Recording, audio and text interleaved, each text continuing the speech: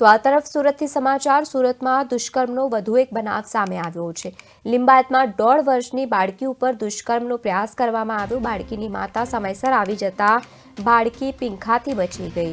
યુવકના ટોળાએ આપ્યો મેથી પાક ચખાડ્યો। આ વચ્ચે તમને જણાવી દઈએ કે જે રીતે પોલીસે આરોપી પિંકેશ રાઠોડની ધરપકડ કરી છે। સમગ્ર મામલે તપાસ પણ કરવામાં આવી છે। સુરતથી સમાચાર પ્રાપ્ત થયા। લિંબાયતમાં ગાર્ડનમાં રમતી 1.5 વર્ષની બાળકી ઉપર દુષ્કર્મનો પ્રયાસ કરવાનો બનાવ સામે આવ્યો। આરોપીઓએ પહેલા તો બાળકીને લઈ જવાની કોશિશ કરી, પરંતુ બાળક નહીં આવતા વિકૃત તેની બહેનને ધસડીને લઈ ગયો। જો કે બાળકીની માતા સમયસર આવી જતા બાળકી પીંખાથી બચી ગઈ હતી। બનાવની જાણ થતાની સાથે જ લોકોના ટોળે એકઠા થઈ ગયા અને યુવકને મેથી પાક ચખાડવામાં આવ્યો।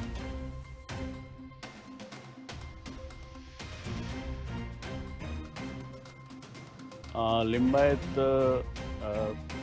મંદિર પાસે ગાર્ડન આવેલું છે, ત્યાં એક 1.5 વર્ષની બાળકી સાથે એક પિંકેશ રાઠોડ કરીને એક જે આરોપી છે એને એની સાથે છેડતી કરેલી એ સંદર્ભની આરોપવાળી ફરિયાદ દાખલ થયેલ છે। તે સંદર્ભે સ્થળ ઉપર જ આ લોકોએ ત્યાં ભેગા થઈ ગયેલા અને ઝપાઝપી થયેલી અને જે આરોપી છે એને માર પણ મારવામાં આવેલો।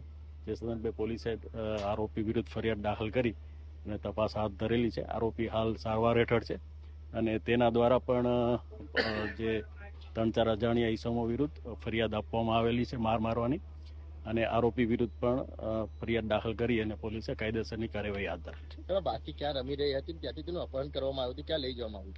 હા, બાળકી તે ગાર્ડન પાસે રમી રહી હતી, ત્યાંથી એને લઈ અને બાજુના શેડ છે એક પતરાનો શેડ, એ શેડમાં આ જે છે આરોપી એને લઈ ગયેલો અને ત્યાં એની સાથે છેડછાડ કરી રહ્યો હતો। એ સંદર્ભના આક્ષેપ